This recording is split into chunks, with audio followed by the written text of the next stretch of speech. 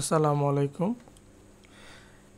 প্রশ্নে দেওয়া আছে একটি স্কাউট দলকে ৯, ১০ এবং ১২ সারিতে সাজানো যায়, তাহলে স্কাউটের যে সংখ্যাটা হবে সেটা হলো ৯, ১০ এবং ১২ দ্বারা বিভাজ্য হবে, ভাগ করা যাবে এদের দ্বারা। আবার বলছে তাদের বর্গাকারও সাজানো যায়। ওই স্কাউট দলে কমপক্ষে মানে সর্বনিম্ন কতজন স্কাউট রয়েছে, তাহলে আমরা এর লসাগুটা বের করে যেতে মানে সর্বনিম্নটা বের করতে হবে।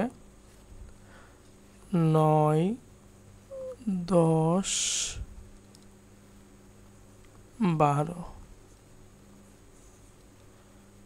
২ দ্বারা ৯, ৫, ৬, তারপরে হলো ৩, ৩ ৩ ৯, ৫, ২। আচ্ছা, অতএব লসাগু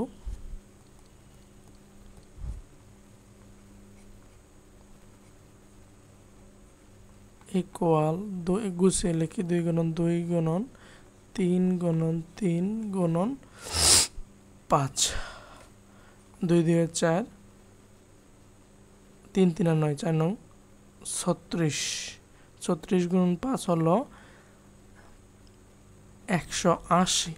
এখন আমরা এখানে দেখতে পাইতেছি যে ২ এর বর্গ আছে ২, ৩ এর বর্গ সংখ্যা আছে এখানে ৩, কিন্তু ৫ এর বর্গ সংখ্যা নাই। যদি ৫ এর বর্গ সংখ্যা থাকতো তাহলে এটা বর্গাকারেও সাজানো যেত।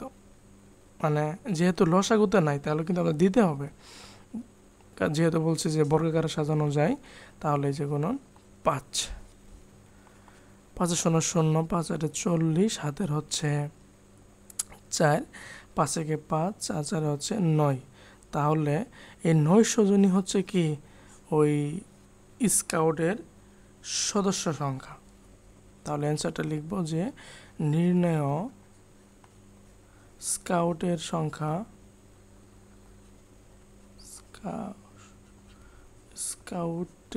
সংখ্যা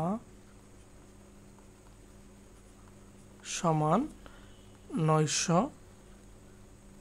জন। ঠিক আছে, তাহলে এই ৯০০কে ৯ দ্বারা ভাগ করা যাবে, ১০ দ্বারা ভাগ করা যাবে, ১২ দ্বারাও ভাগ করা যাবে।